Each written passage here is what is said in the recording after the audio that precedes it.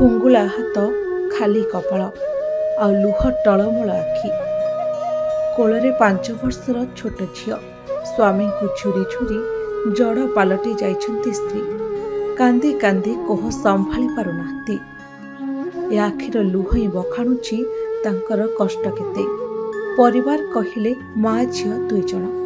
ମୁହଁରେ ଦିମୁଠା ଦାନା ଦେବା ସହ ଝିଅକୁ ପାଠ ପଢ଼ାଇ ମଣିଷ କରିବା ପାଇଁ ପରଖରେ ମୂଲ ଲାଗୁଛନ୍ତି। ପଲିଥିନ୍ ଘେରା ଭଙ୍ଗା ଆଜବେଷ୍ଟ ଘରେ ଭୋକ ଉପାସରେ ଏହି ପରିବାର ବିତାଉଛି ଦୟନୀୟ ଜୀବନ। ଏ ଅଭାବ ଚିତ୍ର ଦେଖିବାକୁ ମିଳିଛି କଳାହାଣ୍ଡି ଜିଲ୍ଲା ଜୁନାଗଡ଼ ବ୍ଲକ ରାଜପୁର ଗ୍ରାମ ପଞ୍ଚାୟତ ଅଧୀନସ୍ଥ କାଲି ଗ୍ରାମରେ। ସ୍ୱାମୀ ଟଙ୍କଧର ମାଝୀ 1.5 ବର୍ଷ ପୂର୍ବେ ରୋଗଗ୍ରସ୍ତ ହୋଇ ମୃତ୍ୟୁ ମୁଖରେ ପଡ଼ିଲେ। ସ୍ତ୍ରୀ ଦୁର୍ମିଳା ମାଝୀ ବିଭିନ୍ନ ହସ୍ପିଟାଲକୁ ନେଇ ଚିକିତ୍ସା କରାଇ ବହୁତ ଟଙ୍କା ଖର୍ଚ୍ଚ କରିଥିଲେ, କିନ୍ତୁ ତାଙ୍କୁ ବଞ୍ଚାଇ ପାରିନଥିଲେ। ଗରିବ ହେତୁ ସେ ବଡ଼ ଡାକ୍ତରଖାନାକୁ ନେଇ ପାରିନଥିଲେ। ଟଙ୍କା ଅଭାବରୁ ତାଙ୍କ ସ୍ୱାମୀଙ୍କ ଜୀବନ ଚାଲି ଯାଇଥିଲା। ଘରର ଅବସ୍ଥା ବି ସ୍ୱଚ୍ଛଳ ନାହିଁ। ବେସାହାରା ଅବସ୍ଥାରେ 5 ବର୍ଷର ଛୋଟ ଝିଅ ଆରତୀ ମାଝୀକୁ ଧରି ଚଳିବା ମୁସ୍କିଲ ହୋଇପଡ଼ୁଛି।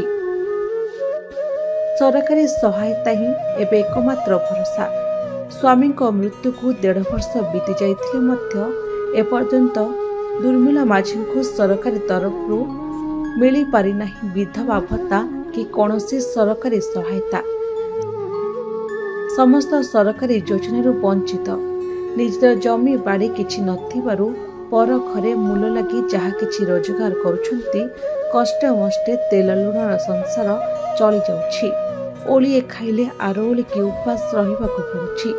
ଯେଉଁଠି ଦିମୁଠା ଦାନା ଯୋଗାଡ଼ କରିବା ପାଇଁ ଏମାନଙ୍କୁ ସଂଘର୍ଷ କରିବାକୁ ପଡ଼ୁଛି, ସେଠି ପାଠ ପଢ଼ା କଥା ଏବଂ ଚିକିତ୍ସା କଥା କିଏ ବା ପଚାରେ।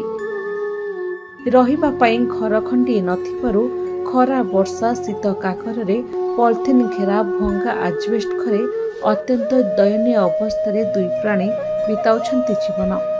ଆବାସ ଯୋଜନାରେ ପକ୍କା ଘରଟିଏ ପାଇଁ ବାରମ୍ବାର ଗୁହାରି କରିଥିଲେ ବି କେହି ଶୁଣୁ ନଥିବା ବେଳେ କାନ୍ଦି କାନ୍ଦି ସରକାରୀ ସହାୟତା ପାଇଁ ନିବେଦନ କରିଛନ୍ତି ଏହି ପରିବାର। ସରକାର ଏଭଳି ପରିବାରକୁ ଚିହ୍ନଟ କରି ପ୍ରାଥମିକତା ଦେଇ ବାସଗୃହ ଯୋଗାଇ ଦେବା କଥା, ହେଲେ ଏଠାରେ ସମ୍ଭବ ହୋଇପାରିନାହିଁ। ଦୀର୍ଘ ବର୍ଷ ହେବ ଘର ଖଣ୍ଡିଏ ପାଇଁ ବାର ଦୁଆର ଶୁଣ୍ଢି ପିଣ୍ଡା ହେଉଥିଲେ ବି ଘର ଖଣ୍ଡିଏ ମିଳିପାରିନାହିଁ। ସରକାର ଗରିବ ହିତାଧିକାରୀଙ୍କ ପାଇଁ ମାଳ ମାଳ ଯୋଜନା କରୁଛନ୍ତି, ହେଲେ ବାସ୍ତବତା ସମ୍ପୂର୍ଣ୍ଣ ଓଲଟା। ଜିଲ୍ଲା ପ୍ରଶାସନର ସାମାନ୍ୟତମ ତ୍ରୁଟି ସାଙ୍ଗକୁ ନିରୀକ୍ଷଣ କରୁଥିବା ଅଧିକାରୀଙ୍କ ରୋଷର ଶିକାର ହୋଇଥିବାରୁ ଆଜି ଘର ଖଣ୍ଡିଏ ପାଇବାରୁ ବଞ୍ଚିତ ହେଉଛନ୍ତି ଯୋଗ୍ୟ ହିତାଧିକାରୀ। ସବୁଠାରୁ ବଡ଼ କଥା ହେଲା, ଜିଲ୍ଲା ପ୍ରଶାସନ ଏସବୁ ବାବଦରେ ଜାଣି ସୁଦ୍ଧା ତାଲିକାରେ ସଂଶୋଧନ କରାଯାଇ ନାହିଁ କାହିଁକି? ଯଦି ଏହି ଅସହାୟ ପରିବାରକୁ ସରକାରୀ ସ୍ତରରେ ଆର୍ଥିକ ସହାୟତା ସମେତ ଆବାସ ଯୋଜନାରେ ଘର ଯୋଗାଇ ଦିଆଯାଇପାରନ୍ତା, ତାହେଲେ ନାବାଳିକ ଝିଅର ପାଠପଢ଼ା ହୋଇପାରନ୍ତା। ଏମିତି ତ ଅନେକ କ୍ଷେତ୍ରରେ ଘଟଣା ଓ ଦୁର୍ଘଟଣା ଘଟିଥାଏ। ତେବେ ଏହି ପରିବାରର ଦୁଃଖ କାହାଣୀ ଅତି ସମ୍ବେଦନଶୀଳ ହୋଇପଡ଼ିଥିବା ବେଳେ ଛୁଆର ଭବିଷ୍ୟତ ପାଇଁ ସରକାର କିମ୍ବା ବେସରକାରୀ ସ୍ତରରେ ସହାୟତା ଜରୁରୀ ହୋଇପଡ଼ିଛି।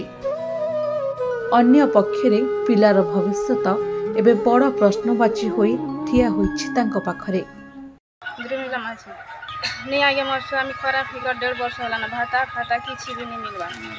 मैं हमर के जणे तुम ब्लॉक में देइछु किछि पदक्षेप नहीं नबा होय आर काना काना सुविधा अछि गो आर से मुरुतु पैसा 20,000 टंका सेटा भी नहीं मिलबा। कलाहांडी जुनागढ़ लावण्य नायकंक रिपोर्ट निरपेक्ष न्यूज।